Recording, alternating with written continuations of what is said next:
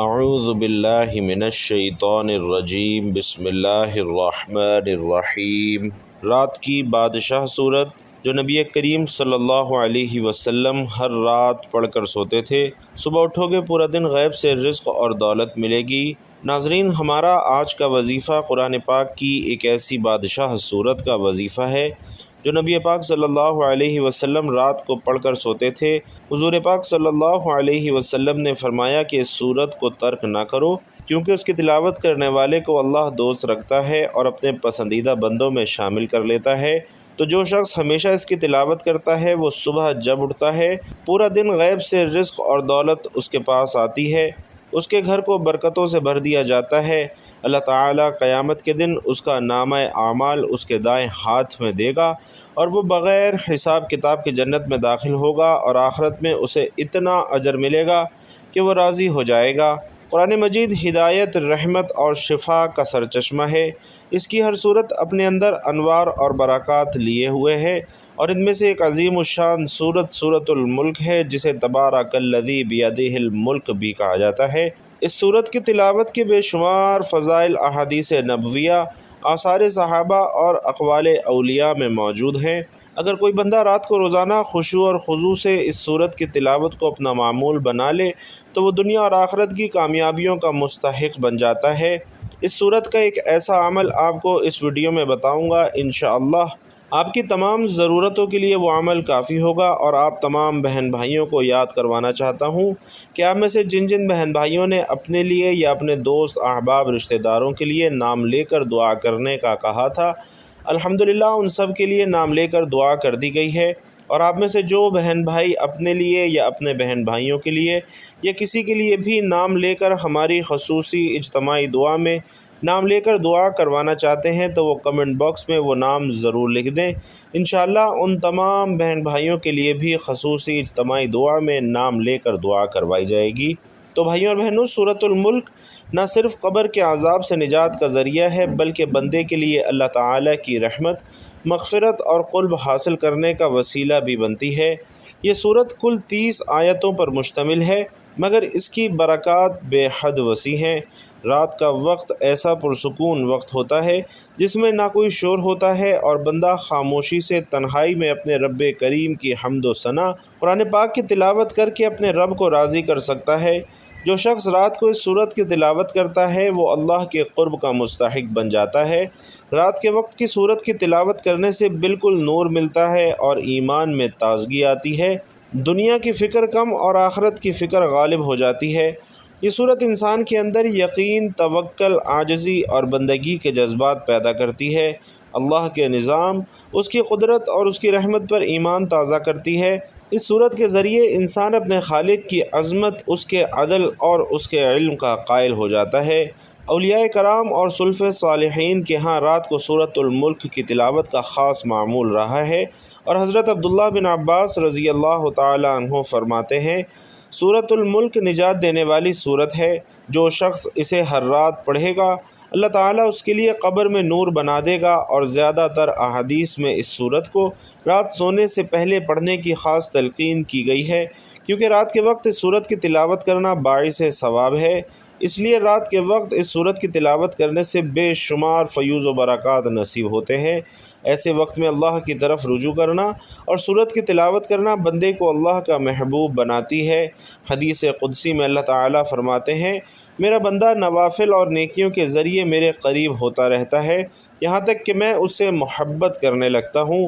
جب بندہ رات کو اس سورت کی تلاوت کرتا ہے تو گویا وہ روز اللہ سے ملاقات کر رہا ہے، اپنے گناہوں کی معافی مانگ رہا ہے اور اپنی قبر اور آخرت کو سنوارنے کی تیاری کر رہا ہے۔ یہ سورت انسان کو یاد دلاتی ہے کہ دنیا فانی ہے اور آخرت باقی رہنے والی ہے۔ جو شخص اللہ کی عظمت کو پہچان لے وہ گناہوں سے تائب ہو جاتا ہے۔ ناظرین، سورۃ الملک کے ابتدائی الفاظ ہی انسان کو جھنجھوڑ دیتے ہیں۔ تبارک الذی بیدہ الملک وہو علی کل شیء قدیر، یعنی بہت برکت والا ہے وہ ذات جس کے ہاتھ میں بادشاہی ہے اور وہ ہر چیز پر قادر ہے۔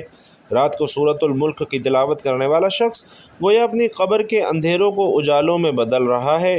وہ دن کا اختتام توبہ اور استغفار سے کر رہا ہے، اور اس سورت کی ہر آیت اسے اللہ کے قریب لے جا رہی ہے۔ ہر روز یہ عمل کرنے والا بندہ دن بدن اللہ کا خاص بندہ بنتا چلا جا رہا ہے۔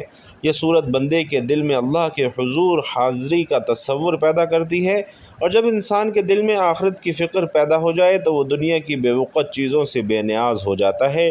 جیسا کہ آپ جانتے ہیں کہ قرآن کریم اللہ کا کلام ہے، جو اس نے قیامت تک آنے والے جن اور انسانوں کی رہنمائی کے لیے ہمارے آخری نبی صلی اللہ علیہ وسلم پر وحی کے ذریعے نازل فرمایا۔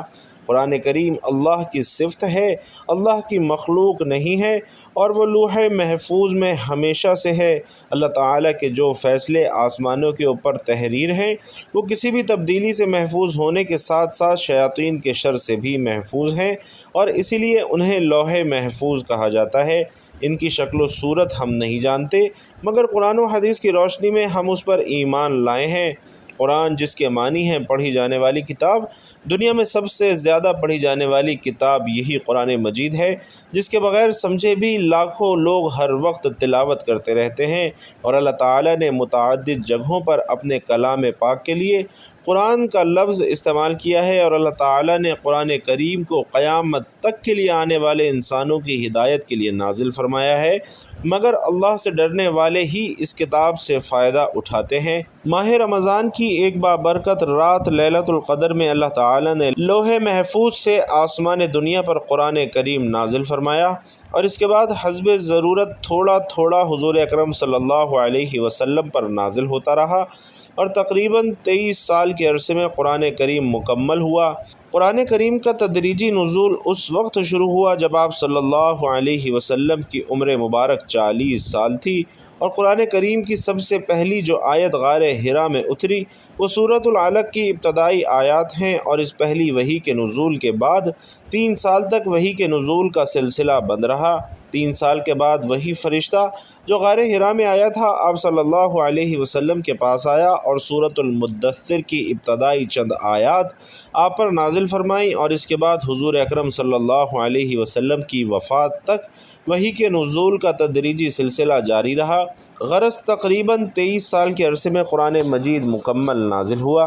محترم ناظرین، تلاوت قرآن ایک بہت ہی عظیم عبادت ہے۔ وہ قرآن پاک کا پڑھنا ہو یا پڑھانا ہو، سننا ہو یا سنانا ہو، سب ہی ثواب کے کام ہیں، اور تلاوت قرآن میں سب سے اہم بات یہ ہے کہ بندہ حرف ایک پڑھتا ہے لیکن ثواب اسے 10 نیکیوں کا ملتا ہے۔ چنانچہ نبی رحمت صلی اللہ علیہ وسلم کا فرمان ہے کہ جو شخص کتاب اللہ کا ایک حرف پڑھے گا اس کو ایک نیکی ملے گی جو 10 کے برابر ہوگی، اور حضور اقدس صلی اللہ علیہ وسلم نے فرمایا کہ بندے قرآن کے سوا کسی چیز سے خدا کا اتنا قرب حاصل نہیں کر سکتے جتنا قرآن مجید سے یعنی تلاوت قرآن سے قرب حاصل کر سکتے ہیں۔ تو ناظرین، تلاوت قرآن دلوں کو سکون دیتی ہے، اپنے ساتھ برکت لاتی ہے، ایمان کی لذت ملتی ہے، اور اللہ تعالیٰ کی خوشنودی حاصل ہوتی ہے۔ قرآن کی تلاوت سارے غموں کو بھلا دیتی ہے، مصیبتوں کو ٹال دیتی ہے، آخرت میں نجات دلانے والی ہے۔ تلاوت قرآن کرنے والا گویا اپنے رب سے مناجات کر رہا ہے، اور تلاوت قرآن عقل کو بڑھاتی ہے۔ اللہ تعالیٰ اپنے اخلاص کے ساتھ ہم سب کو قرآن پاک کی تلاوت کرنا نصیب فرمائے، آمین یا رب العالمین۔ تو بھائیوں اور بہنوں، حضور پاک صلی اللہ علیہ وسلم کا فرمان ہے کہ بے شک دلوں کو زنگ لگ جاتا ہے۔ عرض کی گئی، یا رسول اللہ صلی اللہ علیہ وسلم، ہم اس کی صفائی کس چیز سے کریں؟ تو ارشاد فرمایا کہ تلاوت قرآن اور موت کو بکثرت یاد کرنے سے۔ قرآن پاک وہ واحد کتاب ہے جس کا پڑھنا، سننا، دیکھنا، چھونا ہر چیز سامان نجات ہے، اور ذکر اللہ اجر عظیم ہے، صراط مستقیم ہے، بے شمار فضائل کا حامل ہے۔ اس کی تلاوت کا اجر و ثواب بے حد و حساب ملتا ہے۔ قرآن حکیم اللہ تعالیٰ کی نازل کردہ کتاب ہے، اور اس میں پوری انسانیت کے لیے رشد و ہدایت اور کامیابی اور کامرانی کا سامان موجود ہے۔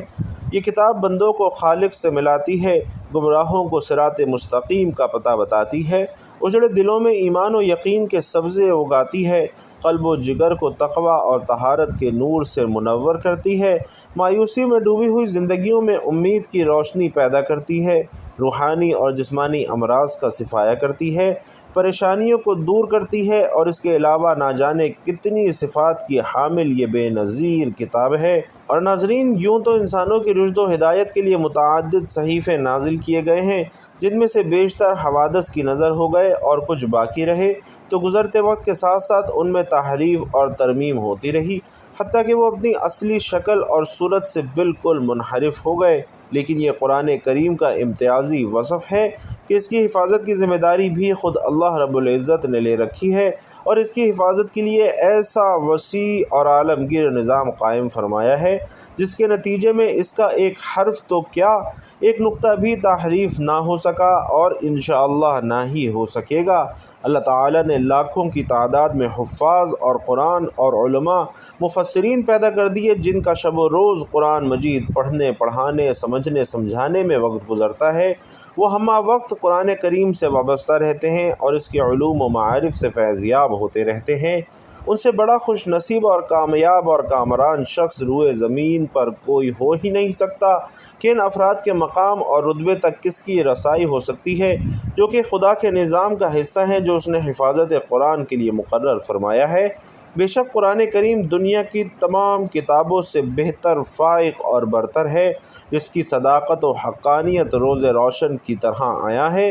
اس کی حلاوت و شیرینی اور اثر آفرینی ایسی ہے کہ لوگ کھینچے چلے آتے ہیں، اور دنیا میں سب سے زیادہ پڑھی جانے والی کتاب کا اعزاز بھی قرآن کریم ہی کو حاصل ہے۔ بے شک یہ کتاب تمام کتابوں سے افضل ہے، جیسا کہ ایک روایت میں ہے کہ اللہ کے کلام کی فضیلت تمام کلاموں پر ایسی ہے جیسے اللہ کا مقام تمام مخلوقات کے مقابلے میں ہے، اور بھلا اللہ کے مقابلے میں اس کی مخلوقات کی کیا حیثیت ہے۔ ٹھیک اسی طرح قرآن کے آگے دوسری کتابوں کی بھی کوئی حیثیت نہیں ہے۔ قرآن کریم پڑھنے کی بہت سی فضیلت اور احادیث میں بیان کی گئی ہیں، جن میں سے ایک مشہور روایت یہ ہے کہ حضرت عثمان رضی اللہ تعالی عنہ یہ روایت کرتے ہیں کہ حضور علیہ الصلاۃ والسلام نے فرمایا کہ تم میں سے بہترین شخص وہ ہے جو قرآن سیکھے اور سکھائے۔ رسول علیہ الصلاۃ والسلام کا یہ خطاب تمام بنین و آدم سے متعلق ہے کہ تمام انسانوں میں بہتر اور افضل ترین شخص وہ ہے جو ان دو صفات کا حامل ہو، اول یہ کہ قرآن پڑھتا ہو، اور دوم یہ کہ دوسروں کو قرآن کی تعلیم دیتا ہو۔ اب ظاہر ہے قرآن کریم میں جو علوم ہیں وہ تمام علوم میں سے افضل اور اشرف ہیں، لہٰذا افضل ترین علوم میں مشغول ہونے والا انسان بھی تمام انسانوں سے افضل ہوگا۔ نبی علیہ الصلاۃ والسلام نے فرمایا کہ اللہ تعالیٰ کو کسی چیز کو ایسے پیار اور محبت سے نہیں سنتا جتنا کہ وہ اس آواز کو جو کہ خوش الحانی کے ساتھ قرآن کریم پڑھے۔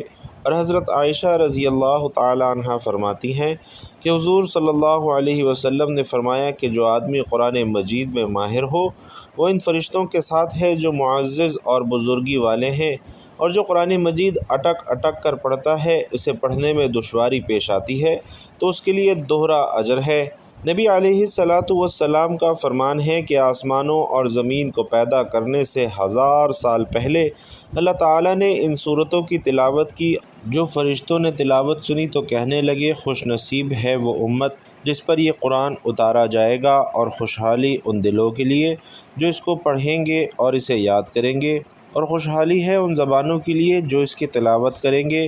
ایک حدیث ہے کہ جو شخص اس صورت کو صرف اللہ کی رضا کے واسطے پڑھے گا تو اس کے پہلے والے سب گناہ معاف ہو جاتے ہیں۔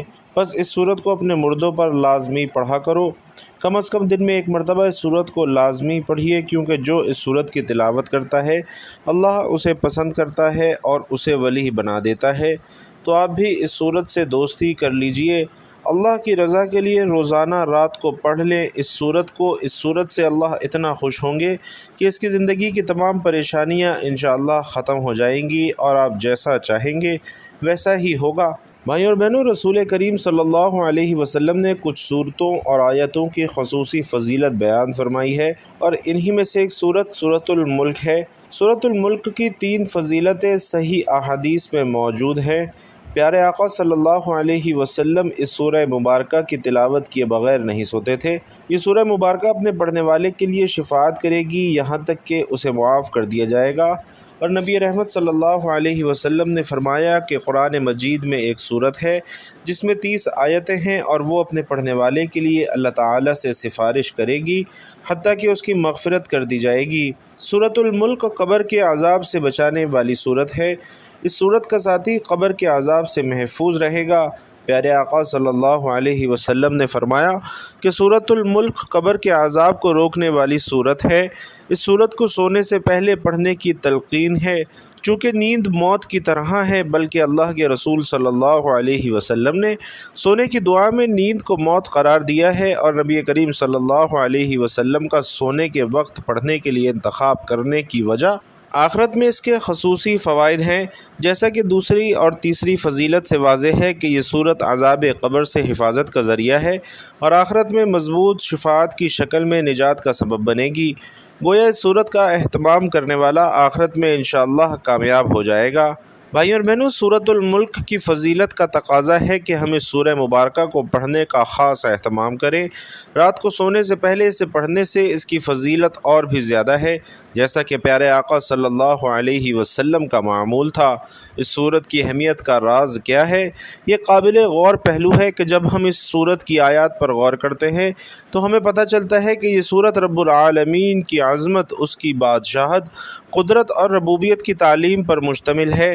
اس سے بندے کے دل میں خالق و مالک کا خوف اور اللہ کی تعظیم پیدا ہوتی ہے۔ اسی سورہ مبارکہ میں اللہ نے تنہائی میں خوف الہی کے فوائد کا ذکر کرتے ہوئے فرمایا کہ بے شک جو لوگ اپنے پروردگار سے غائبانہ طور پر ڈرتے ہیں ان کے لیے بخشش ہے اور بڑا اجر و ثواب ہے۔ اسی طرح بھائیوں اور بہنوں، سورۃ الملک کے چند اہم پیغامات درج ذیل ہیں۔ برکت یعنی خیر میں اضافہ اور دوام و ہمیشہ رب کی طرف سے ہے۔ نعمتوں میں برکت کرنا صرف رب کا کام ہے، لہٰذا برکت کے حصول کے لیے صرف رب العالمین سے رجوع کرنا چاہیے۔ زمین و آسمان کا خالق و مالک اور مدبر اللہ ہے، وہ شہنشاہ ہے، اس لیے اس سے محبت کرنا اور اس سے ڈرنا ہی سمجھداری ہے اور سعادت مندی ہے، اور زندگی کا مقصد رب سے ڈرنا ایک عظیم عبادت ہے۔ دنیاوی امور کرنا، تنہائی میں رب سے ڈرنا ایک عظیم عبادت ہے جس پر مغفرت اور بڑے اجر کا وعدہ کیا گیا ہے۔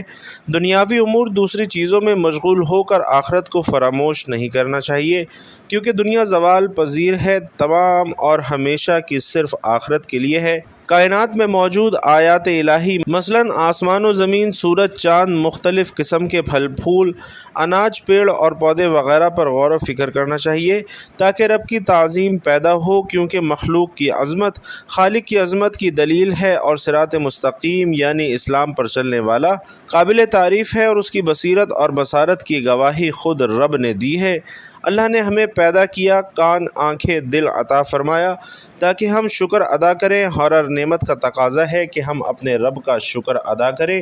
ایمان اور توکل ہدایت کی پہچان ہے، اہل ایمان کا سب سے مضبوط وصف اور سہارا ہے۔